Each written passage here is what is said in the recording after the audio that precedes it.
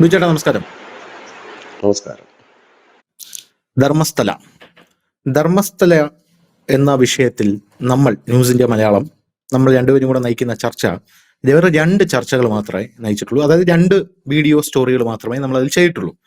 ലോകത്തുള്ള എല്ലാ മാധ്യമങ്ങളും ധർമ്മസ്ഥലയെക്കുറിച്ച് പതിനായിരക്കണക്കിന് വീഡിയോകൾ ചെയ്യുന്നുണ്ട്.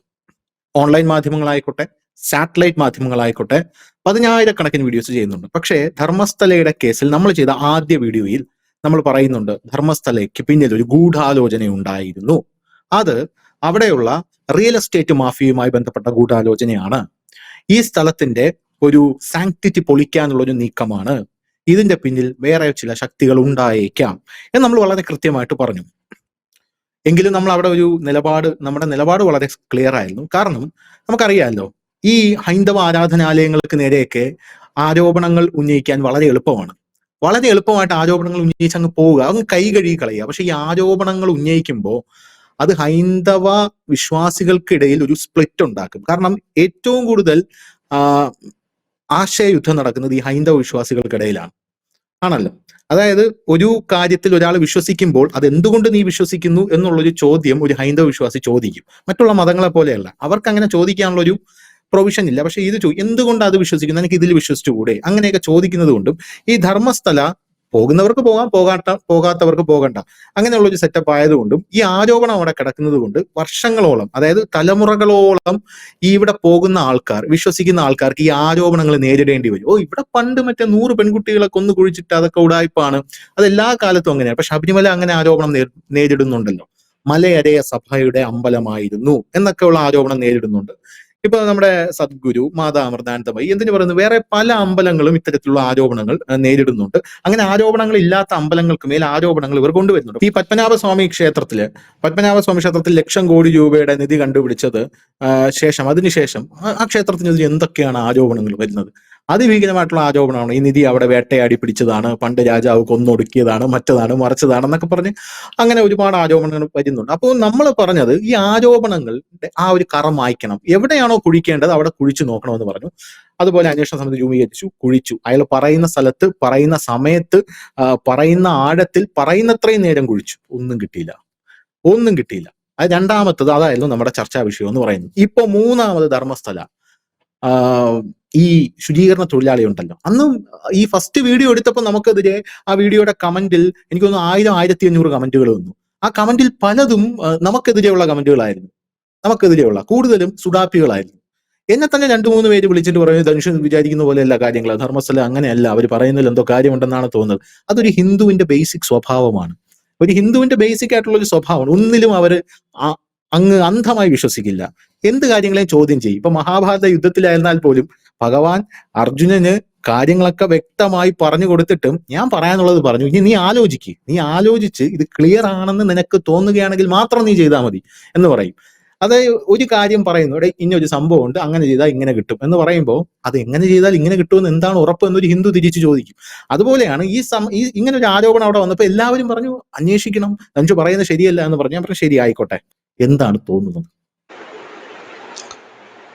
ഇന്ത്യയില് ഈ ട്രംപിന്റെ ഈ താരിഫ് പ്രഖ്യാപനമൊക്കെ ആ മൂർധന്യാവസ്ഥയിൽ നിൽക്കുന്ന സമയത്ത് 2 ഡീപ് സ്റ്റേറ്റ് ആരോപണങ്ങളാണ് ഉയർന്നു വന്നത്.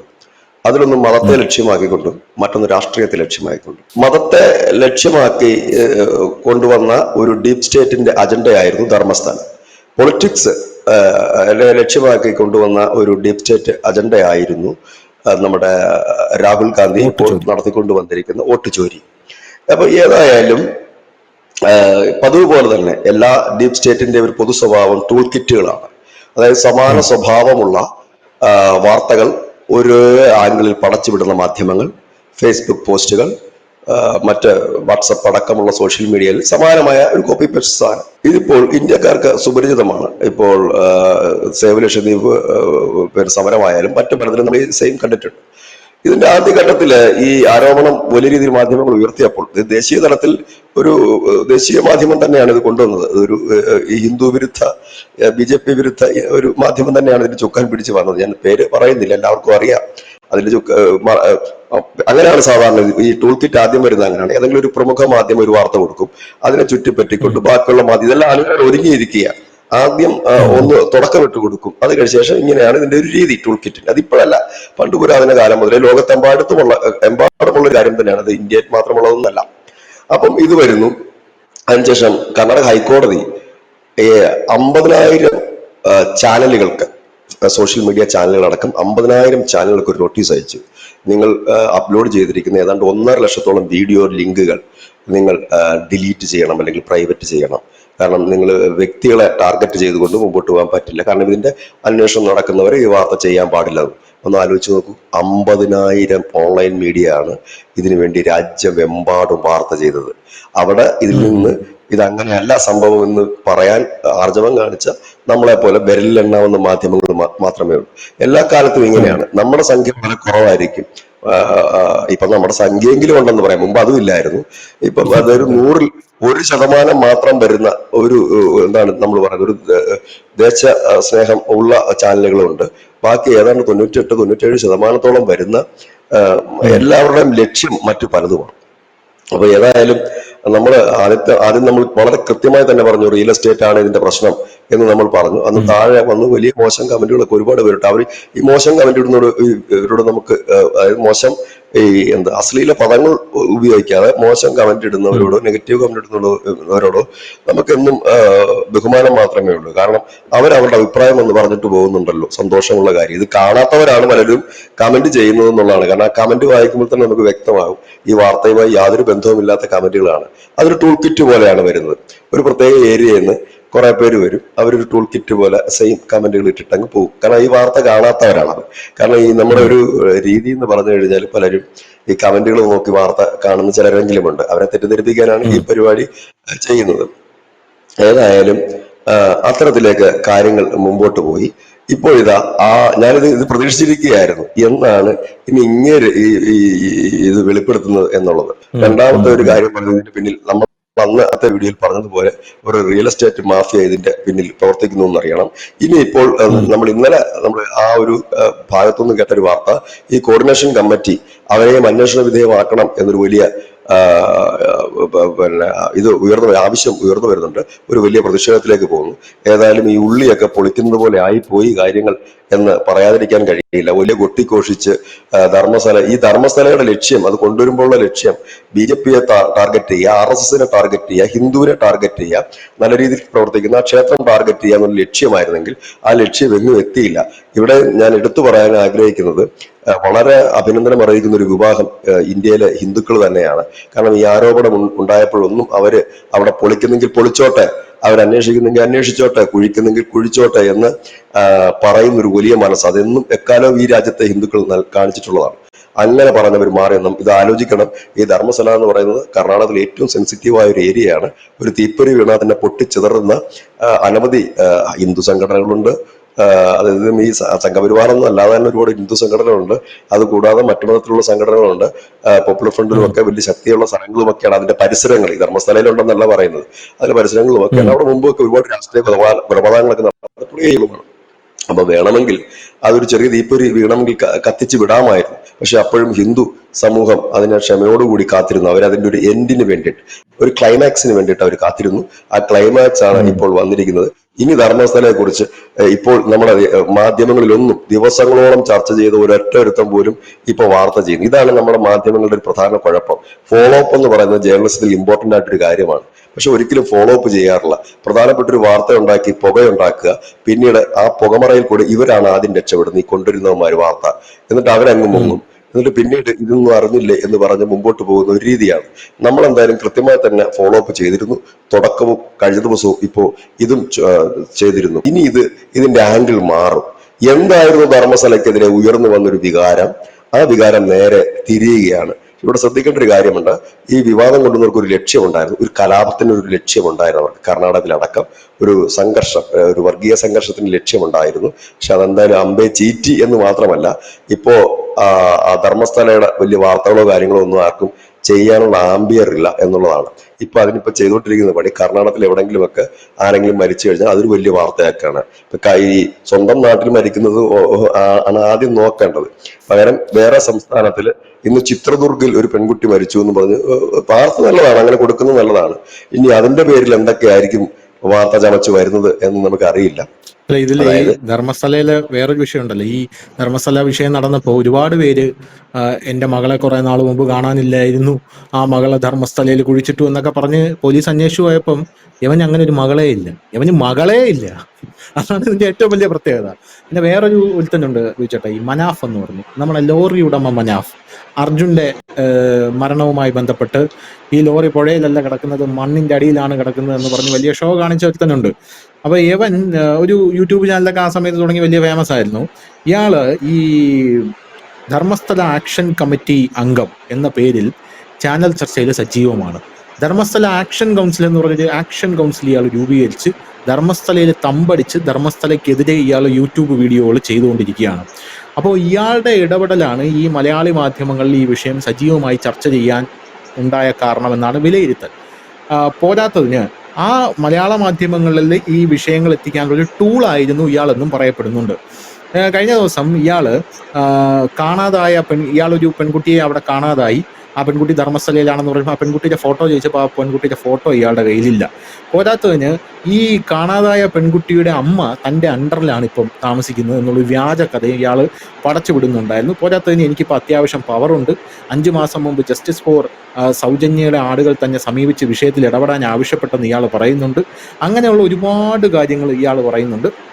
എന്തായിരുന്നാലും ഇയാൾ ഇപ്പോൾ വലിയൊരു ചർച്ചാ വിഷയമായിട്ട് വീണ്ടും മാറിയിരിക്കുകയാണ് ഈ ധർമ്മസ്ഥലയെക്കുറിച്ച്. ഇതിൽ ഏറ്റവും കൂടുതൽ ഞാൻ കാണുന്ന ഒരു കാര്യം എന്താ അറിയോ, ഈ ധർമ്മസ്ഥല എന്ന് പറയുന്ന സ്ഥലത്തെക്കുറിച്ച് എന്തോരം വാർത്തകളായിരുന്നു അവർ കൊടുത്തുകൊണ്ടിരുന്നത്.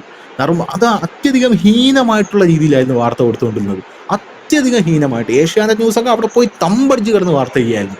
ഇങ്ങനെ ഒരു വാർത്ത പുറത്തു വന്നതിന് ശേഷം, ഈ റിപ്പോർട്ട് പുറത്തു വന്നതിന് ശേഷം ഒരു ചർച്ചയോ അല്ലെങ്കിൽ ഇതിനെക്കുറിച്ച് ഒരു കൃത്യമായിട്ടുള്ള ഒരു ബ്രേക്കിങ്ങോ കൊടുക്കാൻ ഇവർ തയ്യാറായിട്ടില്ല എന്നുള്ളതാണ് ഇതിൽ ഏറ്റവും വൃത്തികെട്ട വശം എന്ന് പറയുന്നത്. അത് നാട്ടുകാർ ഇത് അറിയണ്ട എന്നുള്ളതാണ് ഇവരുടെ രീതി എന്ന് പറയുന്നത്. അപ്പം നമ്മളെപ്പോലുള്ള ചാനൽസ് ഇല്ലായിരുന്നെങ്കിൽ രാഹുൽ ഗാന്ധി പറയും പോലെ ഖത്തം, ബൈ ബൈ ഗയ എന്ന് പറയുന്ന അവസ്ഥയായി പോയനെ. ഇനി നമുക്ക് ധർമ്മസ്ഥല ഏതാണ്ട് നമ്മളിവിടെ വൈൻഡപ്പ് ചെയ്യുകയാണ്. ഇനി ധർമ്മസ്ഥലയെ കുറിച്ച് ഈ നിലയത്തിൽ നിന്നും പ്രക്ഷേപണം ഒന്നും ഇനി ഉണ്ടാകുന്നതല്ല, ജനങ്ങൾക്ക് കാര്യങ്ങളെല്ലാം മനസ്സിലായി. ഇനി നമ്മൾ അടുത്ത വിഷയത്തിലേക്ക് പോകുമ്പോൾ, രണ്ടാമത് ഈ രാജ്യത്ത് തകർക്കാൻ കൊണ്ടുവന്ന ഒരു വലിയ ടൂൾ കിറ്റ് ആയിരുന്നു ഈ വോട്ട് ചോരി എന്നുള്ളത്.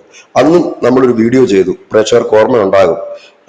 ഇത് തെറ്റാണ്, ഇല്ലെങ്കിൽ അത് അന്വേഷിച്ച് കണ്ടെത്തട്ടെ, ഇത് പൊളിയും എന്ന് നമ്മൾ പറഞ്ഞിട്ടുണ്ട്. ഈ ട്രംപിന്റെ താരിഫുമായി ബന്ധപ്പെട്ടിട്ടാണ് ഈ രാജ്യത്തിനകത്ത് ചില പ്രശ്നങ്ങൾ ഉണ്ടാക്കുന്നത്, രാജ്യത്തിനകത്ത് ചില കുഴപ്പങ്ങൾ ഉണ്ടാക്കുക, രാജ്യത്തിന് പുറത്ത് ചില കുഴപ്പങ്ങൾ ഉണ്ടാക്കുക. ഒടുവിൽ ട്രംപിന്റെ ആ ഒരു പ്രഷറിൽ ഇന്ത്യ വീഴും എന്ന് കണക്കുകൂട്ടിക്കൊണ്ട് പല നീക്കങ്ങളും നടന്നതിന്റെ ഭാഗമാണിത് എന്ന് പറഞ്ഞിരുന്നു.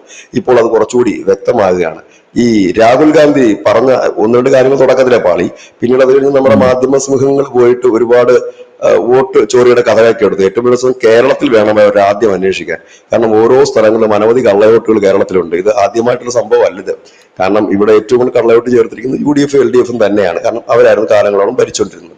ഇനി നമുക്ക് കാര്യത്തിലേക്ക് വരാം. രാഹുൽ ഗാന്ധി പത്രസമ്മേളനത്തിൽ പറഞ്ഞ കാര്യം, താനിത് 6 മാസം CSDS എന്ന് പറയുന്ന ഏജൻസി, ഈ ഏജൻസി പ്രേക്ഷകർക്കൊക്കെ അറിയാവുന്നതാണ്.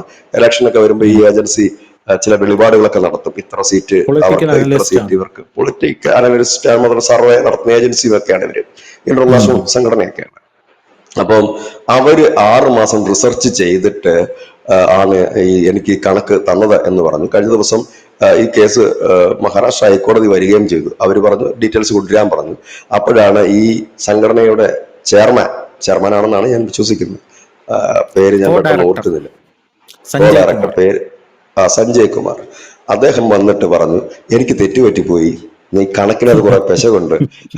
ഞാന് ഏറ്റവും വലിയ രസം എന്ന് വെച്ചാൽ, ഞാൻ മുമ്പും പറഞ്ഞിട്ടുണ്ട്, ഈ രാഹുൽ ഗാന്ധിയുടെ ഏറ്റവും വലിയ കുഴപ്പമെന്ന് പറഞ്ഞു കഴിഞ്ഞാൽ, ആരെങ്കിലും എന്തെങ്കിലും പറയുന്നതും കേട്ടുകൊണ്ട് പ്രശ്നമുണ്ടാക്കും. പണ്ട് ഈ റഫാലിൽ അഴിമതി നടന്നു എന്ന് പറഞ്ഞ് പ്രശാന്ത് ഭൂഷൺ വലിയ പ്രശ്നം ഉണ്ടാക്കുകയായിരുന്നു. അദ്ദേഹത്തിന്റെ കയ്യിൽ ആകെ ഉണ്ടായിരുന്ന 3 ഡയറിയുടെ ഈറ പേപ്പർ മാത്രമായിരുന്നു. ഇത് പ്രശാന്ത് ഭൂഷണെ വഴികെട്ടി കഴിയുമ്പോഴും രാഹുൽ ഗാന്ധി അത് വിടുന്നില്ല.